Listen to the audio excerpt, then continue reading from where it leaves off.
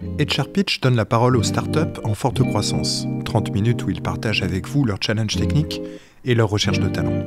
Vous découvrirez de l'intérieur et en toute sincérité leur culture d'entreprise afin de vous projeter au cœur de ces startups.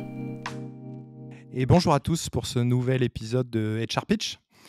Pierre Vanier, PDG de la société Flint. Je suis accompagné aujourd'hui de Gabriel Bouissou, qui est le CEO de Flint. Salut Gabriel. Et bonjour. Et aujourd'hui, nous recevons deux personnes de la société EFI, E2FY, et donc en l'occurrence Clément Brunet et Stéphane Augusto. Donc Clément, d'abord je vais m'adresser à toi. Donc je crois que tu es Senior Talent Acquisition Specialist. Bonjour Clément, comment vas-tu ? Bonjour messieurs, bonjour à tous. Très bien et vous ? Ça va. Très content de vous avoir pour ce podcast, d'en savoir un petit peu plus sur EFI.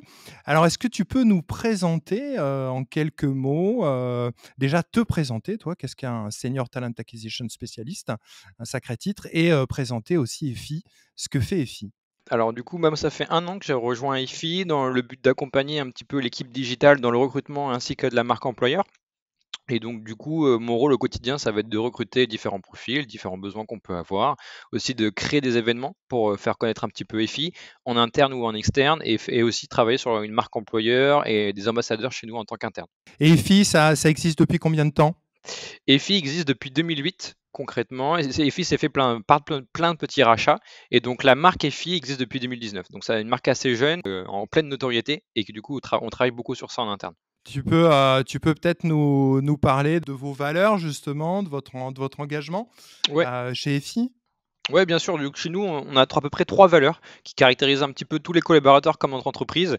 La première valeur, c'est tout ce qui est pionnier. Bah, du coup, notre but aujourd'hui, c'est de rendre un petit peu des solutions pour les Français pour la rénovation énergétique, parce que c'est un marché assez compliqué. On sait tous qu'on a tous eu des personnes faire des travaux et c'est une galère où on n'a pas de retour.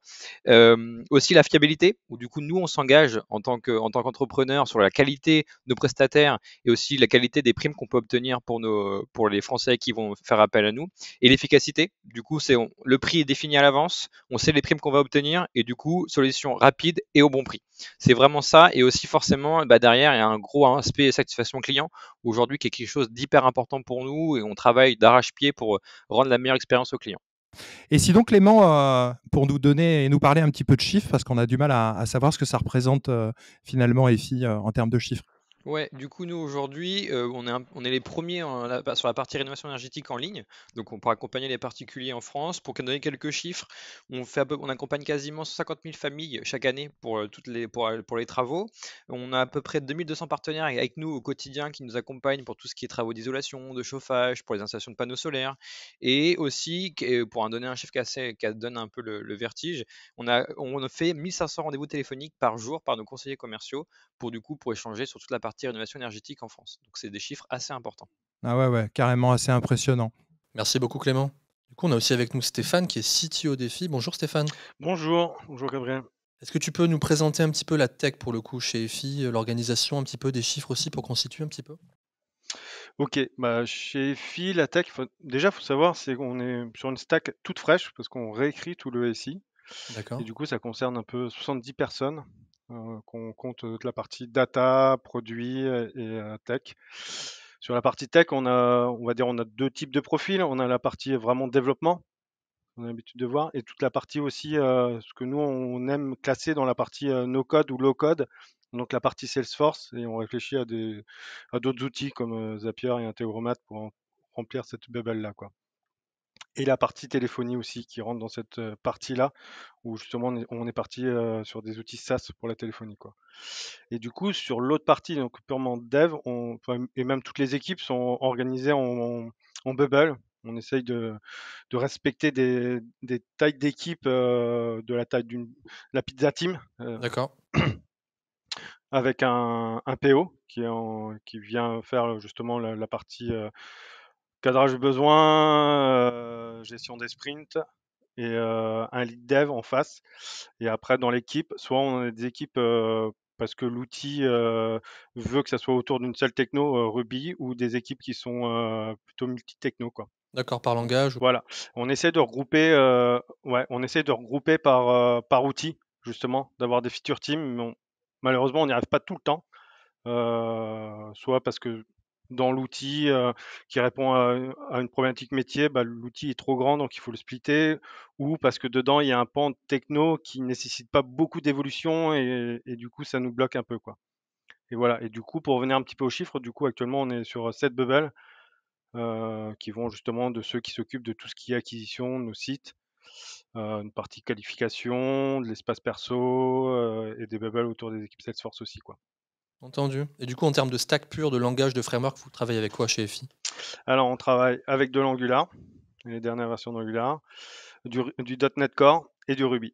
C'est les trois D'accord. grosses technos sur la partie développement. Et sur la partie hébergement, on est du full cloud, on est hébergé sur GCP et on essaye d'industrialiser un peu comme la partie dev, la partie infra aussi avec du DevOps, avec du Terraform. Tous nos environnements sont scriptés, quoi. D'accord, et pour la partie data, vous avez aussi une dimension data? Vous utilisez Ouais, quelque on a chose une aussi? équipe data où on a une responsable data. Elle va manager toute l'équipe data. Moi, j'ai en responsabilité la partie data engineer où je regarde un petit peu où est-ce qu'ils vont, donner un petit peu des guidelines. Et pareil, on a fait le choix d'être sur GCP, sur la partie Google Cloud Platform, et on utilise du Composer et du BigQuery. OK, entendu. Composer pour orchestrer un peu tout ça et BigQuery pour stocker les données, quoi. Et du coup, on a ce qui est un peu le mouvement data en ce moment, la partie data lake, et la partie Composer va justement découper les différentes stacks jusqu'à la partie data viz, quoi. Cool, merci Stéphane. Clément, je vais m'adresser à toi. Je voulais un petit peu revenir sur ce que tu nous as dit, défi de tous ces chiffres qui donnent effectivement le vertige et qui montrent la dimension très forte croissance de votre entreprise, j'ai l'impression. C'est quoi vos enjeux sur 2022? Parce que là, 2021, c'est un peu derrière nous. En termes de recrutement et puis en termes d'enjeux marché, d'enjeux commerciaux et stratégiques, sans nous dire les recettes secrètes ou les armes secrètes que vous préparez, parce que je suis sûr que vous en avez. Mais voilà, si tu peux nous en parler un petit peu, Clément. Ouais, bien sûr. Bah, alors, c'est un enjeu, on va dire, de tout l'IT. Stéphane, toutes les personnes qui sont avec moi, on a cet enjeu-là aujourd'hui. Aujourd'hui, notre but, c'est on va dire, de 10 à 20 personnes à recruter chaque année. Le but, c'est pas de surstaffer les équipes, c'est vraiment de trouver les bonnes personnes avec nous, de vraiment les accompagner et qui peuvent s'apporter quelque chose à la tech ou à la data ou au produit. C'est surtout ça aujourd'hui. Je pense qu'on est dans une culture de maturité d'un point de vue connaissance, d'un point de vue structure. Donc, c'est quelque chose qui nous intéresse vraiment de développer ça. Après aussi, on a un enjeu, on a des compétences externes, comme beaucoup de sociétés aujourd'hui, de les internaliser. C'est quelque chose qui fonctionne plutôt bien. On a plutôt des bons retours par rapport à ça. On travaille vraiment sur ça. Et les enjeux d'un point de vue recrutement, alors c'est pas forcément de recruter une personne, mais c'est d'un point de vue de marque employeur. Là, on a quand même des gros enjeux. C'est de fidélisation. On sait que le marché de la tech, hein, je pense que personne ne va être surpris de dire que c'est un marché où il Ah y a pas bon? mal de turnover. Et, Avant, je ne m'étais pas aperçu. ouais, malgré nous, on a cette chance-là qu'on en a peu aujourd'hui chez EFI, donc c'est-à-dire que le travail est plutôt bien fait et il est en perpétuelle évolution par rapport à ça. Et surtout, une culture vraiment IT chez nous, culture digitale. C'est quelque chose qui est hyper important. Là, on en reparlera un petit peu plus tard dans le podcast, mais on vient de finir un meet-up avec TechRock sur la partie Green Tech, où du Ouais, coup, on a un petit peu mobilisé des personnes à la data, du produit. Stéphane était là, et voilà. Il y avait pas mal de monde aussi. Même le PDG de EFI était là, donc c'est aussi quelque chose qui est hyper important et c'est à une échelle globale. Aujourd'hui, on est quasiment 300 collaborateurs chez EFI, 70 personnes viennent de l'IT, donc on est quand même pas mal et je pense que c'est important de mettre en avant cette culture qui nous résume. carrément. Des gros enjeux, du coup, mais quand même de manière réfléchie. Parce qu'en fait, finalement, j'ai l'impression que vous êtes en grosse croissance, mais pas non plus en hyper croissance et embauche multipliée par 6 la taille de l'équipe dans l'année. Ça a l'air d'être une croissance raisonnée, j'ai l'impression. En tout cas, ça fait plaisir. On l'a fait. Enfin, Ouais, pour être c'est ça. complètement transparent, on en sort de ce monde-là où moi, quand je suis arrivé justement chez FI, on avait comme projet justement de tout revoir le SI et en même temps, on avait des équipes qui étaient très peu dimensionnées, quoi. Mmh. Donc on a grandi énormément ces 2-3 dernières années et maintenant on arrive à un niveau de maturité où justement, comme disait Clément, on regarde plus à trouver les bons éléments qui vont nous apporter un plus Clairement. dans les équipes. Clairement. Et justement, Clément, qu'est-ce que vous mettez en place, vous, pour les ingénieurs et les équipes tech? Comment tu qualifierais, toi, la culture d'entreprise qui est quand même un élément très important, surtout pour les nouvelles générations Y, Z? qui sont en recherche de sens. Ouais. Et là, pour le coup, avec EFI, j'ai l'impression qu'ils peuvent quand même trouver quelque chose. Ouais, totalement, clairement. Bah, forcément, travailler dans un secteur aujourd'hui, d'un point de vue éthique et écologique, je pense que ça donne du sens à tout le monde, surtout quand on voit un petit peu les actualités où le prix de l'électricité ou du gaz grimpe. Donc forcément, nous, aujourd'hui, on peut accompagner les Français par rapport à ça. C'est les foyers les plus modestes comme les foyers les plus aisés. Donc je trouve que quand même, ça a donné un sens dans son travail, d'un point de vue tech, d'un point de vue produit, d'un point de vue data. Je pense que c'est quelque chose d'assez pertinent et d'assez valorisant. Aussi, je pense que c'est quelque chose qui fonctionne bien, c'est du coup, on a impliqué nos collaborateurs. Il y a des personnes qui sont là depuis 10 ans, depuis 5 ans. Je parlais sur côté Ruby, côté Angular aussi. Et du coup, rien de mieux que eux pour parler des techs à des techs. Et donc, je pense que c'est ça qui a bien fonctionné parce que du coup, on a fait pas mal de choses. C'est eux qui ont rédigé les fiches de poste, par exemple. C'est eux qui créent les tests techniques en interne. C'est eux aussi, on a fait des articles Medium pour montrer un petit peu comment c'était l'envers du décor chez EFI en mettant en avant 3 leads dev qu'on avait chez nous. Donc, c'est quelque chose qui est assez important. Quelque chose que je pense que pour toute personne qui travaille dans le monde du travail, c'est des missions précises et claires où là, du coup, chacun a son rôle à apporter. Et malgré son ancienneté, on peut l'être depuis 1 an, 1 mois, 10 ans. Le but, c'est quelqu'un, s'il a une bonne idée, on va l'apprendre, on va l'écouter et on va mettre ça en place. Il y a des points tech, il y en a un là actuellement. Donc, il y a pas mal de choses qui sont mises en place par rapport à ça aujourd'hui. Et aussi, je pense que pour performer, pour toujours aller chercher de l'avant, c'est de la formation. Donc, on parlait du coup là actuellement de la formation agile. Il y a un coach agile qui vient aider un petit peu les équipes, toujours pour les accompagner, pour pousser un petit peu cette soif de réussir et de grandir. Et aussi, côté data, on a des outils qu'on utilise avec Magali et Stéphane par rapport à ça pour vraiment, vu que c'est une équipe encore assez jeune, data, il y a 2 ans, ça n'existait pas forcément. Du coup, il y a plein de choses à faire. C'était un projet from scratch et c'est génial du coup pour vendre ça comme projet à nos futurs collaborateurs. C'est où que je signe? J'ai envie de venir bosser chez EFI. Ouais, et sur les outils formation, enfin, je rejoins Clément, on essaie de mettre des choses en ligne pour qu'ils puissent justement apprendre. Comme on a recruté aussi pas mal de gens avec différentes cultures, on essaye que ça se partage à travers des réunions, et voilà, que chacun apporte sa pierre à l'édifice, quoi. Justement, Stéphane, là, on commence à parler de culture d'entreprise. Comment vous arrivez à inscrire ça dans la durée? Comment vous gardez l'implication de vos ingénieurs sur les projets et comment vous conservez cette culture sur la durée? En effet, c'est un gros challenge. On se pose pas mal de questions, on essaie plusieurs formats. On avait mes IT managers, ils organisaient assez régulièrement des points entre tous les lead dev, justement pour faire des échanges, pour échanger les bonnes pratiques. Euh, on s'est rendu compte que ça avait des limites parce que du coup, ça impliquait que les lead dev et pas forcément les devs, et que les infos des fois n'étaient pas forcément bien redescendues. On cherchait. Du coup, vous avez beaucoup exploré, vous avez beaucoup expérimenté en fait. Ouais. Et là, on complète avec. On a, on essaie tous les trimestres de mettre en place un burger tech. Donc c'est un après-midi où on met en place où tous les devs viennent et on essaie de trouver des sujets qui nous intéressent, des sujets que eux veulent pousser, et pour un peu aussi que les équipes travaillent pas. Enfin, comme on est vraiment organisé en bubble, des fois chaque bubble a l'habitude de travailler au sein de sa bubble et pas de travailler avec l'équipe d'à Bien côté. sûr.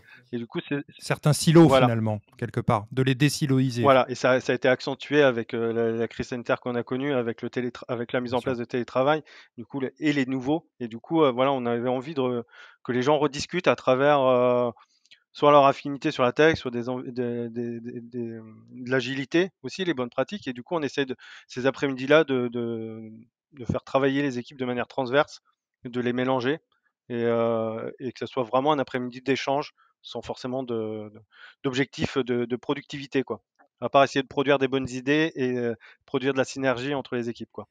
Créer du lien, Voilà, finalement. tout à fait. Ouais, recréer du lien. Tu as des exemples, d'ailleurs, de menus de Burger Tech, les 2 menus des 2 derniers Burger Tech, si tu en as en tête qui te reviennent?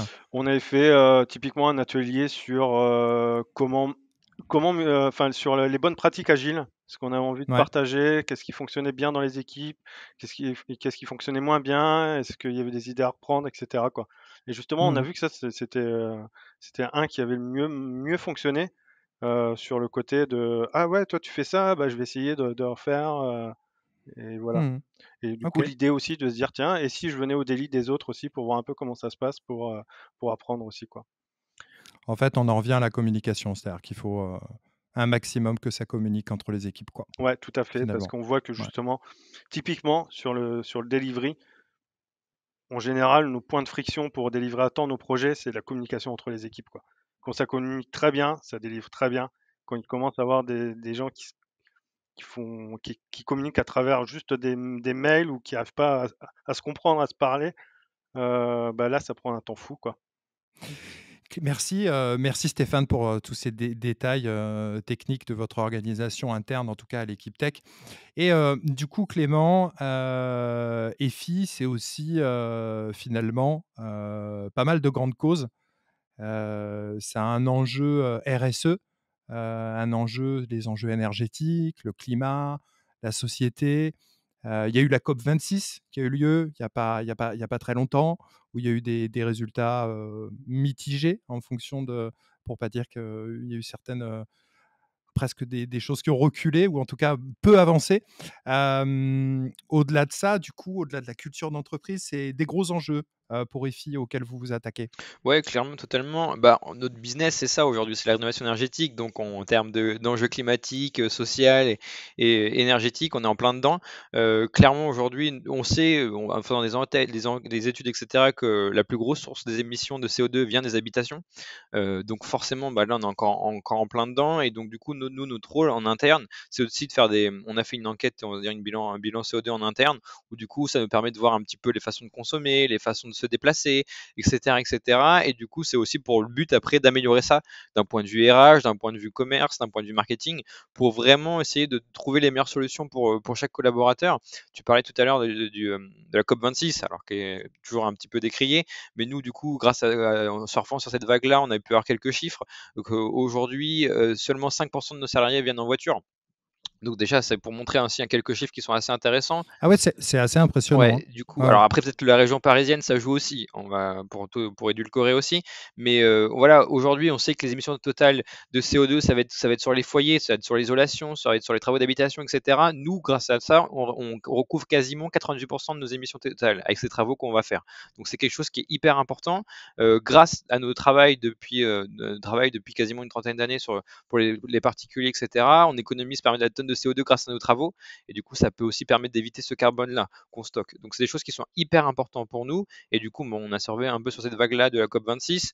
On en parlait tout à l'heure sur le meet-up qu'on a fait hier sur la Green Tech avec TechRox, où du coup, là, on a eu c'est aussi la tech, on en parle beaucoup, mais aussi il y a un côté Green Tech, je pense, à mettre en avant, surtout chez nous, parce qu'on travaille beaucoup sur ça, justement, pour proposer des choses de qualité et qui fonctionnent bien. Et donc, du coup, on a vraiment mis en place ça. Et notre but à terme, c'est aussi de se faire connaître d'un point de vue de la Green Tech pour EFI, peut-être en faisant des labels, ou on échange avec d'autres acteurs aussi du monde qui font ça. On échange avec Mythic hier, etc. Donc ça, c'est d'un point de vue climatique et social. D'un point de vue, on va dire, un peu plus, revenir sur le côté un peu RSE, etc. Nous, aujourd'hui, chez EFI, chaque année, on a ce qu'on appelle un fonds solidaire qui s'appelle Solid Énergie. Et du coup, moi, c'était la première année quand je suis arrivé l'année dernière. Et ça s'appelait, du coup, le but, c'est de lutter contre la précarité énergétique. Et donc, du coup, en 2020, grâce à nos fournisseurs, grâce aux prestataires, grâce à nos clients, grâce à aussi les gens en interne, on a récolté 61 000 euros. Donc, c'est un montant hyper important. Et du coup, grâce à ça, on a pu forcément aider des foyers les plus modestes à faire des travaux d'isolation, de chauffage, d'isolation thermique par l'extérieur, par l'intérieur. Donc, c'était quelque chose qui nous a tenu à cœur. Ces choses-là, c'est quelque chose en fin d'année qu'on fait. C'est un petit peu notre tombola à nous, entre guillemets. Et du coup, c'est pour vraiment se dire que tout le monde tire dans le même bateau et se dire que voilà, aujourd'hui, notre but, c'est de lutter contre ça. Qu'est-ce qu'on peut faire, nous, de notre côté, d'un point de vue personnel, d'un point de vue entreprise, pour améliorer le quotidien des gens. Et donc, c'est clairement ça. Tu crois que du coup, c'est vraiment top. Et tu crois que les sociétés ont vraiment ce devoir finalement de s'impliquer aujourd'hui?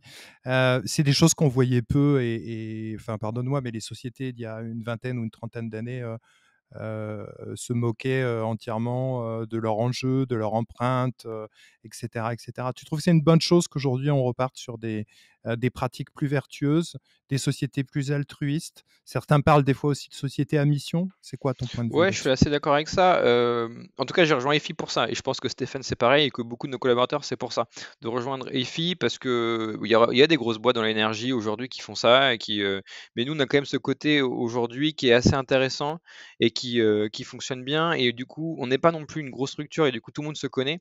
Et le but aussi, ça, c'est, ouais, je pense que beaucoup de nos collaborateurs pensent cette vision-là que l'écologie, ce genre de choses peut venir des entreprises. Et donc du coup, si l'entreprise donne le bon exemple, les collaborateurs peuvent donner le bon exemple, et c'est un peu une chaîne qui va pouvoir avancer par rapport à ça. Donc Je c'est quelque comprends. chose qui est important. Et puis, en parlant d'enquêtes qui sont publiées récemment, on voit aujourd'hui que, on parle d'emploi, on parle de chômage et cetera. On sait qu'il y a plein de métiers qui n'existent pas encore, qui seront créés d'ici 10-15 ans.